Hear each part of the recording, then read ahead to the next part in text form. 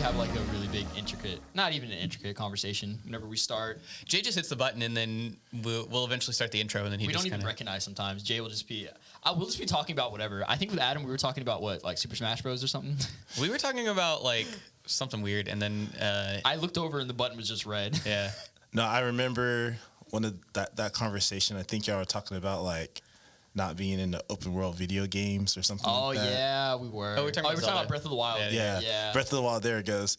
And I was thinking to myself when I was listening to it, I was just like, man, like, that's my jam. Yeah? Open world games. World? Yeah, like, open world RPGs are my like, let me, like, put me in a big, like, sandbox and just, it's just a playground. I can do anything I want. Like, no, like, I'm not a good, like, I don't do well with linear games just because I just like to just explore everything. Yeah. Yeah. So, yeah, that's when I heard that, I was just like, that, like, hurt my heart. I was like, ugh, damn. I can't, like I said on that podcast, Skyrim is just, like, too big for me. I remember climbing up a mountain, and I got into a cave, and I was like, oh, it's go time. But I just kept getting just whipped. I was just getting whooped every time I kept going back in there. And I was like, this sucks. And then I went into the forest, and there was like I don't know if it was a fairy. I don't know what it was, but it was like, it looked like a person made out of leaves. Yeah. And they I know exactly whooped me. I know exactly who you're talking about. And then, after that, I found a dragon on me just walking on a road, and that killed me about... it killed me a lot of times. Man. And I was like, God, this game's not for me. And I just felt so discouraged. Skyrim, man. You skipped all the way to the end, bro. It's hard out here for a pimp. That's really what you gotta. Breath of the Wild was so easy to get into. One, because it's so cartoony. Two, because I guess I'm familiar with like Link and that whole like series. Mm-hmm. It felt big, but it didn't feel too big. Yeah. Like even the shrines. Mm-hmm. There's a bunch of shrines. The shrines are cool. It's fun trying to find. It was fun trying to like find them all. Yeah. No, that's my favorite part too. Is just finding the different shrines to go in and just explore. Yeah. And all the different puzzles and crap, whatever. Yeah. Well, sandbox and being creative meshes well with the theme of today because today we have a special guest. Welcome to the Buckle Bomb, by the way. Welcome to the Buckle Bomb. Welcome back.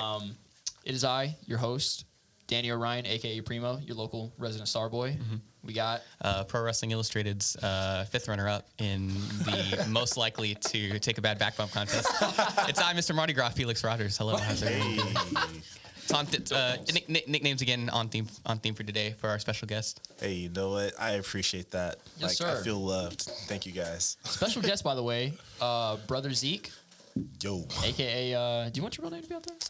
You know what? That's cool. Chris Ross. Chris Ross. How you doing, man? The Boss Ross. Yes. Yes, sir. Been waiting to have you debut for a while. Same. Grinding for a long time. Yes. Big body boy. Yes. Put the hurting on you. Mm-hmm. Got to practice the last ride and choke slams on me. That was satisfying. Clotheslines. Yeah, was it? Because it wasn't for me, dog.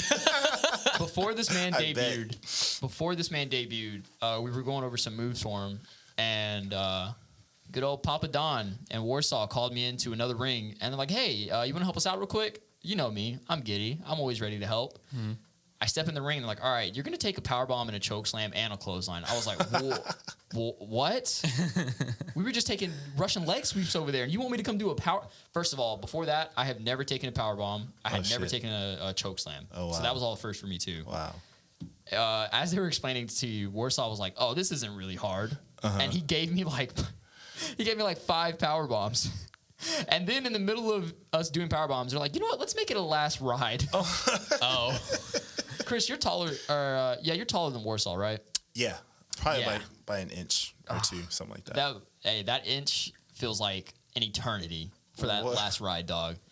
Yeah, Warsaw then handed the reins to you, and oh my God, we had some drag queens come in the middle of that, and every time I took a power bomb, they would come up to the ringside and they would try to hold my hand and ask if I was okay. They were really concerned. At least they were considerate.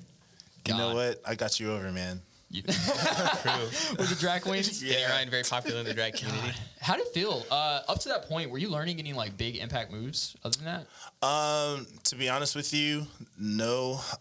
Just because I'm still trying to figure this thing out. Like, so coming into wrestling, like we all have this like vision of what we want to be, right? Yeah. And I mean, me being a bigger guy, Well, me personally, I don't think that I'm a bigger guy just because, I mean, I've been playing sports all my life, and usually I'm like the mid-sized guy. What? Yeah. Wait, okay, first of all, how tall are you? About 6'3". Oh my, this 6'4". man. I mean, we grouped with other larger gentlemen. That's you true. know. Yes, especially basketball. Well, yeah. Well, basketball's literally land of the Giants, so that makes. I guess you'd be average size for basketball. Mm-hmm. But dude, you're in like general population right now. You were huge. Yeah, no. But go on, yeah. It's taken me a little time to process that. So now I'm getting into the mode of how to be a big guy. Yeah. Right. So I mean, watching a lot of Undertaker, because I feel like this is what my character is closer to. Yeah. Like a lot of people say Papa Shango, but I mean, I like the voodoo gimmick, and I did my research on Papa Shango, and a lot of guys, whenever they do shoot interviews on it, they say, "Oh, I mean, it could have been a good gimmick, but just the magic side of things kind of makes it cheesy, right?" Yeah. Like we all think about the Undertaker and Papa Shango, and that whole like weird thing where Ultimate Warrior was just like throwing up, like, I don't know, looked like some orange juice and tuna fish or something like that. Yeah. But it's just like crap like that. So I mean, my approach is just just being the big bruiser, just bringing the punishment. So looking at a lot of Undertaker, looking at a lot of Kane squash matches. Let's see. Ahmed Johnson, just because dude is amazing. But yeah. It's taking me some time to really figure it out. Lately, I've been watching a lot of Umaga. So Oh snap! He was good. He's man. super. Like man. going back now is like, because like when I first got into wrestling, like he first showed up. Yeah. And so it was like he was like, it's scary. And then like going back and looking at it now from like a different viewpoint, you're just like, wow, this dude is actually like kind of a baller. Dude, fun fact. My first ever WWE show was them coming to Amarillo. I think it was like a SummerSlam kind of thing.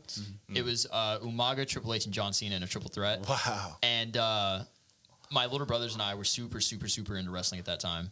And we were kind of in the back row. So whenever every wrestler came out, we all ran to the front to go try to touch them. My little brother, the smallest one, the youngest one, I guess he had never seen Umaga up to that point. So when Umaga came out and he was screaming at all of us, he literally sent my little brother back to the back row, just in tears. My little brother stayed in my mom's arms and just cried the entire rest of the show. When he saw Umaga. Umaga had a presence. Yeah. Yeah. And that's what I'm trying to do too. Like whenever I come out there, I want to have I mean, sad to say, but I want to have that same effect. Yeah. Like going out there for the first time, and I wear the face paint and everything. It's a different feeling, right? Like first you put the face paint on, okay, it's legit. Like I'm in gimmick mode.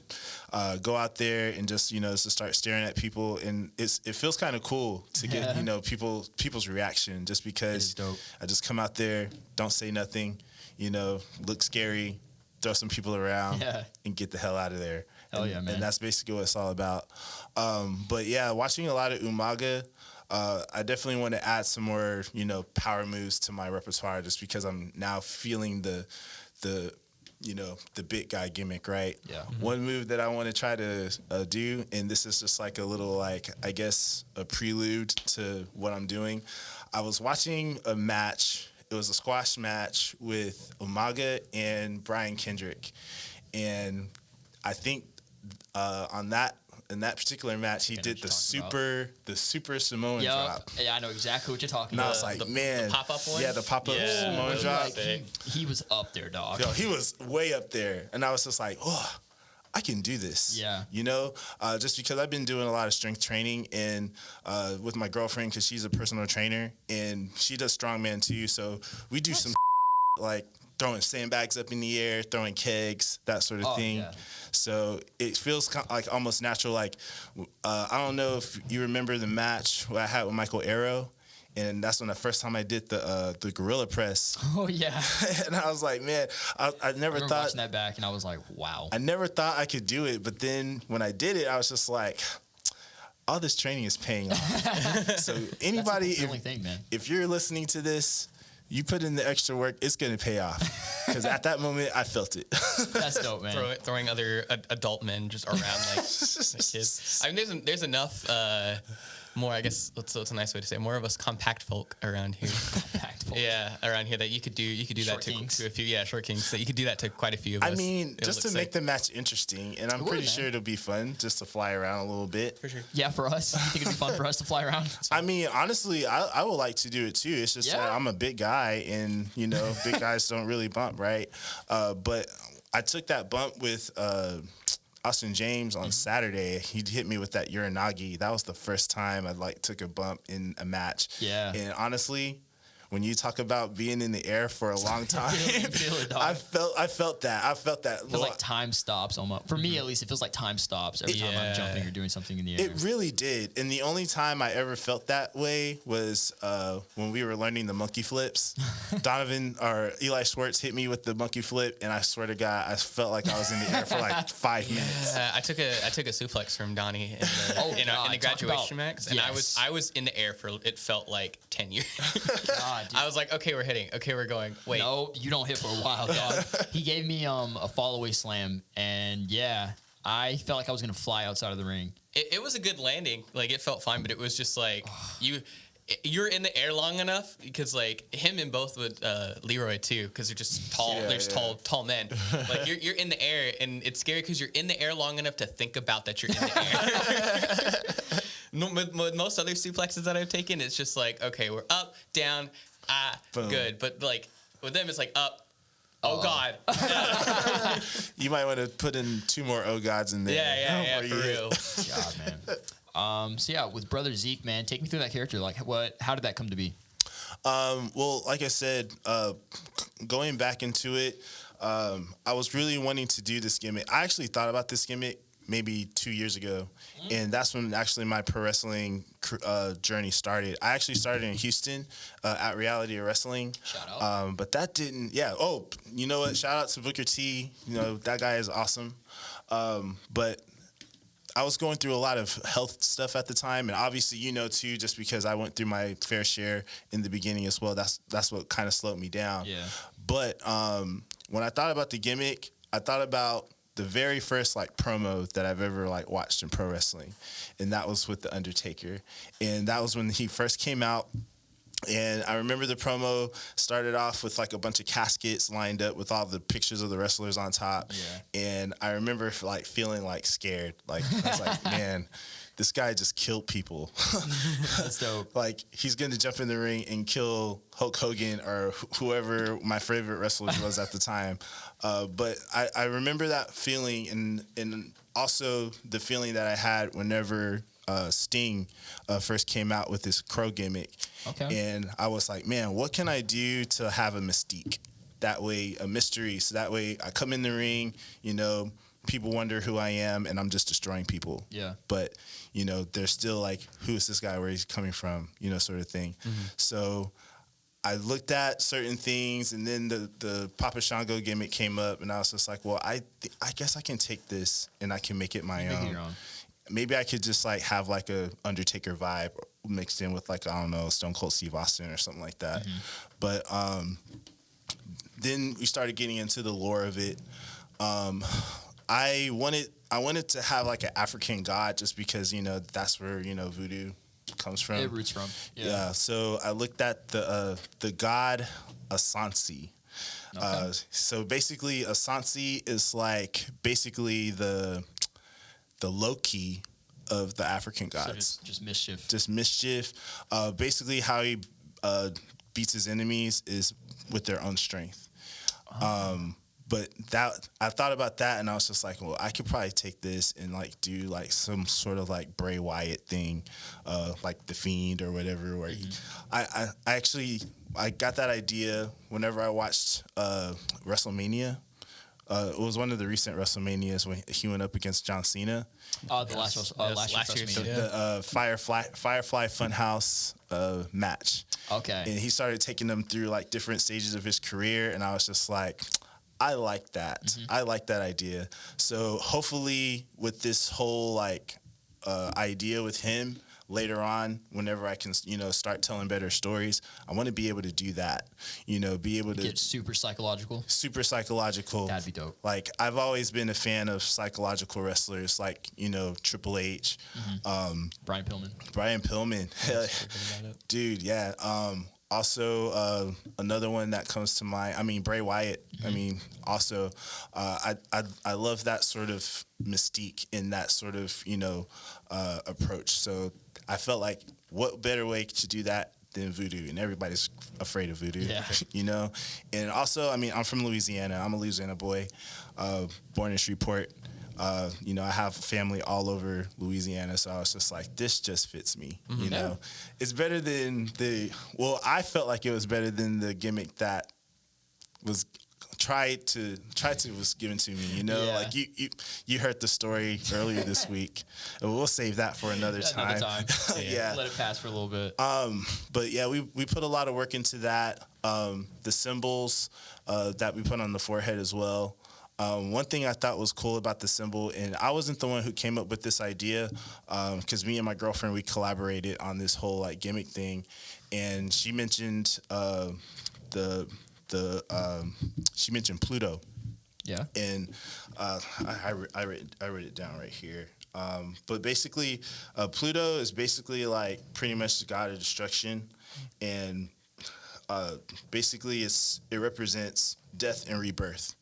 So yeah, he's like he's the Roman equivalent to Hades, basically. Good God. Basically, and just thinking about it, like I don't want to foretell the future of what's going to happen with Bruddah Zeke, but I can assure you that Pluto and what that meaning is going to tie into all of that. Ooh. So get ready. A path of destruction coming down on AAPW. And that's such a cool spin on like the monster character is like you take a big guy and you put the whole spin on it, like, oh, he's so big, he's destroying everybody. But like once you add that like that purpose, or that the monster is like cognitive and can like has his own way of thinking, scarier. You lean more into like the Mr. Brody Lee kind of monster, where it's like not only is this dude huge, and not only can he just kill you with raw strength, but he's like super intelligent too. So he's like not only like the idea of a guy that's so big and so strong, but that can also outsmart you is probably stuff, just man. as, if not more terrifying than a regular monster. I love that you brought that up, and I'll just go ahead and say it now. R.I.P. Brody Lee. Yeah. But I felt like Brody Lee and the Dark Order was like probably the best move in his career, just because it resonated with a lot of people. It was his best run for sure. He did his best stuff. It really did, and to your point, and that's what I want to do with Bruddah Zeke. Like, I don't want to be the monster that's just like, rawr, I'm gonna just destroy everybody. Super typical. Like, you see everywhere. I came with a purpose. Okay, now maybe that purpose might not be to get the championship right away, but it's definitely to prove a point that there is definitely a monster here, and there's definitely somebody to fear. And that's the whole part I love about the big guy in pro wrestling, is that you always have that person with that mean streak that is going to make a victory for someone else down the line seem more meaningful. Nice. You know what I mean? I'm happy you think that way, man. Well, I mean, it's a part of the business. Like, you give and you take, and I definitely want to be a guy who can work with people, but I also want to be a guy that can tell stories, and that's the whole other side of Asante, is that he is a storyteller. Jeez. Any Super layered. Oh yeah, dude. Like, that's dope. I'm very cognitive when it comes down to this sort of thing. But yeah, Asante, the story of Asante goes like this. His father was like the main god of the African gods. So you can say he was kind of like Zeus or whatever. But basically, but how the story goes is that he held all the stories of the world, and Asante wanted them. So he made a deal with his father, and he was just like, hey, if you can destroy these 4 beasts, then I will give you the stories. And that's exactly what he did. He destroyed 4 beasts. I think one of them was a snake. One of them was a leopard of some sort. Another one, I can't remember the third one. I know the 4th one was the strongest, and it was like a fairy. Yeah. But like I said, he somehow used their weaknesses all against them to beat themselves, and then when he went back to his father, he took all the stories, and that's basically the story of Make a movie out of this. Do you know if they made like a depiction out of this, like a movie or anything? No, I mean, I feel like that'd be taken. And that's the thing. It's African lore. You know, like that's one thing that people don't look into is different lores. And I love all kind of different cultures when it comes down to that sort of thing. But I felt like this is something that I could do just because, like I said, my sole purpose for wrestling is to tell stories. And hopefully I can become better at it just because that's what I get whenever I watch wrestling is I get the story, the journey out of it. Like, that's why Sting's whole run in WCW, before he started talking, like before he won the belt from Hogan, I felt like that whole thing was just like a storyline that I couldn't stop following. Like I was in front of that TV every Monday until like, I don't know, maybe 98. And then I was just like, I'm switching over to WWE because I love The Rock. Yeah, don't blame me. Okay, dude. First of all, that's dope. I'm happy you took us on that journey, a little history lesson, because that's I didn't know anything of that. You've alluded to me about the symbol before in the past, like when you debuted, but I didn't get the full scope of it. But I'm happy you just laid that out for me because that's really dope. I'm happy to tell it, man. Yeah. And definitely, like I said, I definitely want to start elaborating later on. But for right now, I'm just enjoying being a monster. Yeah, it's dope, bro. Real quick, I want to get your, I guess, feelings on how it felt to debut, man, because you've been working hard for a while, at least since I've been here. I've been seeing you, lack of better terms, lack of better words, you've been, kicking your own ass, man, just trying to get back in the ring, trying to debut. So how did it feel to finally have all of that pay off? You got to go out there against Zero. Well, I don't want to go too deep into it, but I guess I can just like kind of tell the journey of how that all went up to that point. I mean, like I said, when I started here, well, actually, I moved to Austin September 2019. I signed up for AAPW, and literally the week after I moved here, Steve-O called me and was like, hey, you want to train? And I was like, I'm not in a position right now. So I had 2 jobs. I worked at a Target and a Planet Fitness, and there was some actually AAPW fans who used to go to the gym, and they told me about it, and I was just like, okay, I have to go. So March came around of last year, and I signed up, and literally like 2 weeks after that, COVID was lockdown. Man. Yeah. Ah, man, I was so mad. And so we started back again in June, and literally a month later, I hurt my knee. I think we were doing like leapfrog drills, and I tried to jump over Donovan, I tried to run under Donovan, and I hurt my knee, and I was out for like a month. And then I came back, and then I forgot what other injury I had, but I was out for another like couple weeks. So I was already behind. Yeah. Like I was way behind. I remember seeing you like a little bit during that time. I never really got a good look at you until you started to come back with my class. Yeah. But yeah, keep going. Well, honestly, at that point, like, man, I was out of shape, and it was hard. I thought, well, maybe I could just get back in shape if I start training. Yeah. But it wasn't happening for me, So literally in December when we had to take time off for COVID, I said, you know what? I'm just going to take like a solid month and a half and just grind it out. So my girlfriend, she was just like, hey, I got a workout plan for you. Let's just stick with that and we'll see what happens. And I did that and started noticing small differences. And I was just like, okay, I think I'm ready to go back. And now here I am. Yeah. And when I first got out there, and from getting my body ready, and coming up with the gimmick and figuring out everything behind that, all the way up to that point when I walked out there, I was just like, this is what it's all about. Like all the tears, all the frustrations, all the confusion, everything I went through, it all was worth it. Because honestly, I walked out there, I was expecting people to boo me. Some people popped. I was like, I was kind of taken back. It took a lot out of me not to laugh, because I was just like, don't laugh because you're gonna ruin the gimmick. And so I got out there, and when I got in the ring, man, like it was just like I just want that feeling over and over again. It feels good, man. You know? It feels so good. You know? Like watching you up there, and then, you know, watching, you know, CJC, you know, what's Luis's Alberto Reyes. Yeah, watching him up there too. Like, I trained with these guys. I started with them. Oh yeah, I mean, I watched you last year, Cortez. But you is King Cortez. King Cortez is like our little podcast dad in the back. By the way, just a quick shout out. We don't have Jay Mazing here, man. Yeah, Jay Mazing currently not in the building. He's not in the building. He's off in some other building doing some. Now we feel bad. We want you back in the building. Yeah, I don't know. I feel bad too. I wanted him here for my. Well, there's always next time. Yeah, there's next time. Jay would love to ask you the dreaded ECW. The ECW question. Yeah. ECW. God. Okay, keep going. Sorry. Wait, what's the ECW question? We don't have to get into that.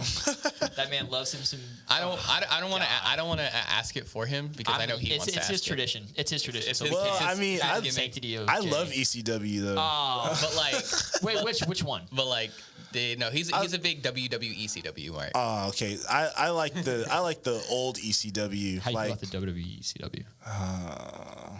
See, Say it's it. appropriate reaction. man, I know you want to say it. Stick it to Jay. It wasn't the worst thing ever. I don't like Stand it. by it. It wasn't the worst thing ever. I'm gonna. I mean, I'm not saying that it's like entirely bad. Like, it's not watchable, but it doesn't give me that magic that old school. That's fair. ECW. I feel like a lot of people. If it was called not ECW, it was called something else, then it would have been. Well, I mean, it would have been better. That ECW had cool people though. Like, It did. It brought us Kofi. It brought us CM Punk. It brought us Lance Archer almost came up from that. Almost did. He almost did. Yeah, my boy Jack Swagger.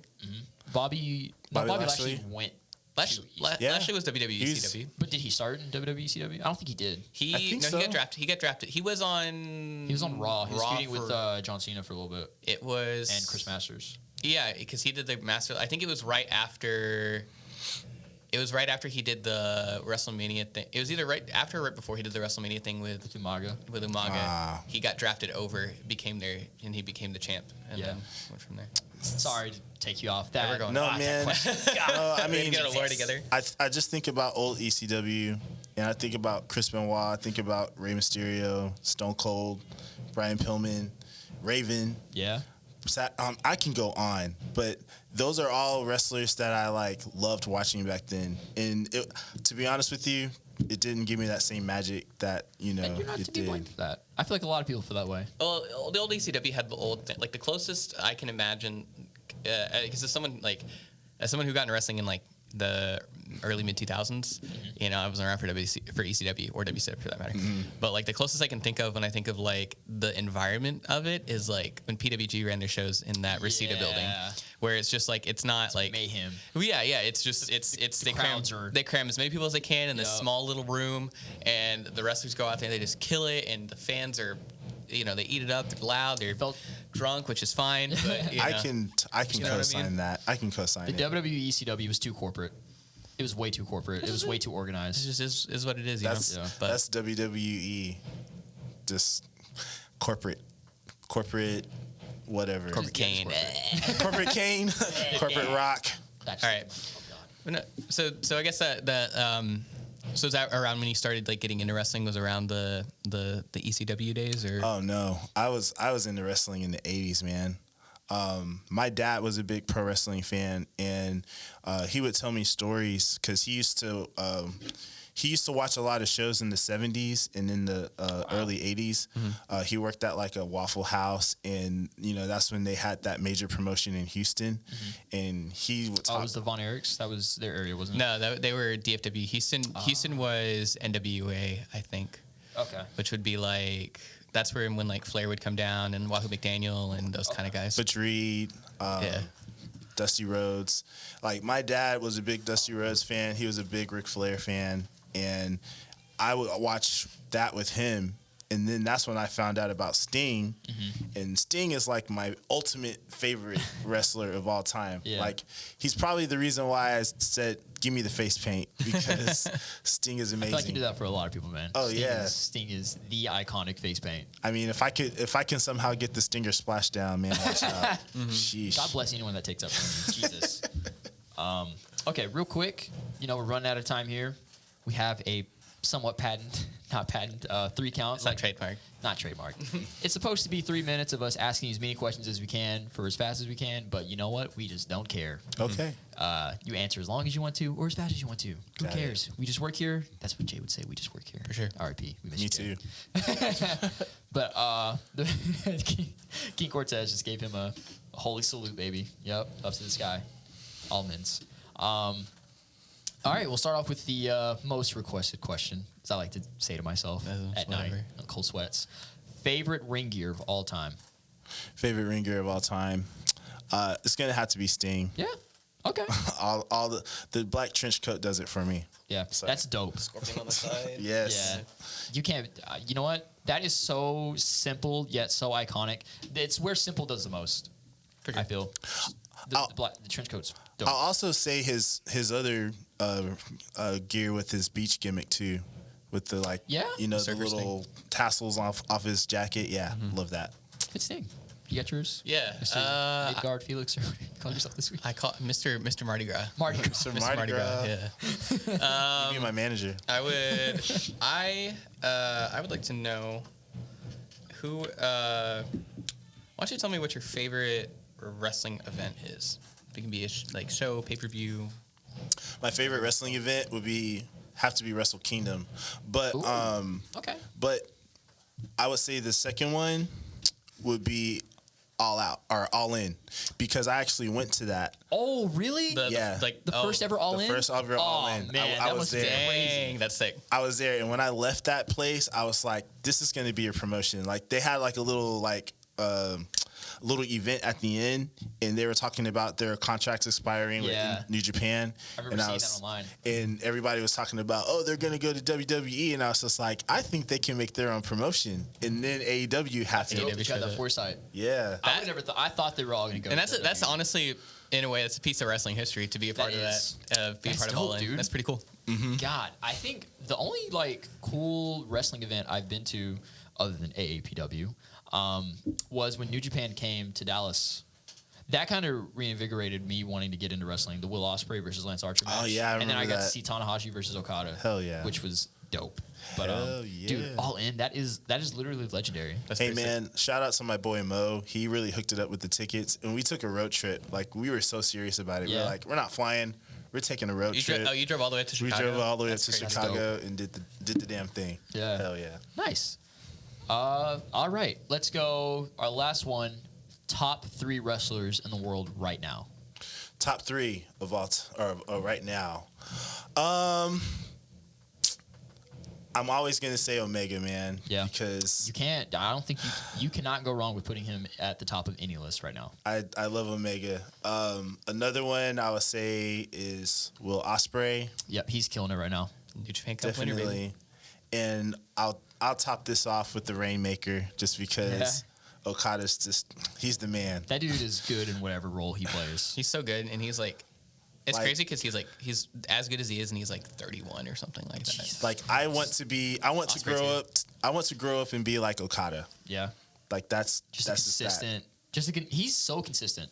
When he lost the belt, I'm not gonna lie, I was afraid of oh man, because I feel like he is a part of the belt as much as the belt is a part of him. Oh yeah, dude, he's been champion for a while. It felt weird seeing the belt off of him whenever he lost to Omega, and then when he lost to Naito. Yeah, man, Okada. Those are good picks, man. Will Ospreay is absolutely killing it. Talk about his surge in the last few years. My God, that dude has been on a tear. He's bound to be IWGP champion 100%. Soon. I like how he made the jump from junior heavyweight to heavyweight during the pandemic. He did it seamlessly too, because you got not juiced. I feel like juice is a bad word, but he got stacked. Yeah, and in a few months. And it was cool that he was able to he obviously, I'm sure he had to sacrifice a bit of his aerial assassin gimmick. No, he's still. But he's still doing a lot of the. I remember when he was going through the change, he was posting on, I believe it was Twitter, and he was trying to do a standing corkscrew, and he couldn't land it quite the same as he used to before. But he thought he couldn't land it, but he definitely landed it. He was just being coy about it. He's being humble. Big boy Will Ospreay. Yeah. Dude, it's crazy. That's always a cool in New Japan, it's like it feels like a rite of passage for guys who are able to make that transition. Like with Kenny did it. Like Kenny did it. Kota did it. You know, that transition from junior heavyweight to heavyweight. I really have a liking to the athletic wrestler. You know, just putting just pure athleticism into the moves. It looks more exciting. It looks more like a fight in desperation. And I hope that I could get to that point. 100%, man. But that's long term. Right now I'm just focused on being the big monster. Yeah. So I like the humble. It's a long road. Hey, you want to make the career. You want to ensure you have a long career. So you gotta, like they told us. I think it was last week, the week before. Trainers said, enjoy the early years, the formative years, because it'll fly by. It'll fly by. All right. Well, that is all the time we have. But before we go, you want to give us the rundown of what we got going at school? Absolutely. So coming up, of course, our next show is going to be Saturday, April the 10th. It is WrestleMania weekend, but of course, as part of WrestleMania weekend, you got to do some wrestling. So we're gonna have a show April the 10th. Earlier that day too, we'll have a seminar by Ring of Honor Wrestling boy Jay Lethal. Wrestle boy. I think of Ring of Honor, you think of Jay Lethal. That's true. Anyway. Yeah, when I first started watching wrestling again, he was the main guy. So Jay Lethal will be here at the AAPW Arena hosting a seminar, and he'll also be our special guest at our show tonight. So if you're not, April 10th, you can come watch some great IRL wrestling, and then the WrestleMania is on Peacock. You can watch it later. Yeah, you can watch it after the fact. It's fine. Also, I believe on Sunday the 18th, we're gonna have another seminar. Impact's gonna host a seminar here at the APW Arena. Scott D'Amore. Yeah, with Scott D'Amore, Johnny Swinger, and they're gonna host a show that evening too, as well, regarding the seminar. So, come out for the show if you're not a wrestler. If you are a wrestler, I'll be there. Throw yourself in the ring. Get in there. It's a connection. But pay first. Yeah, pay first. Please pay. Connections are important.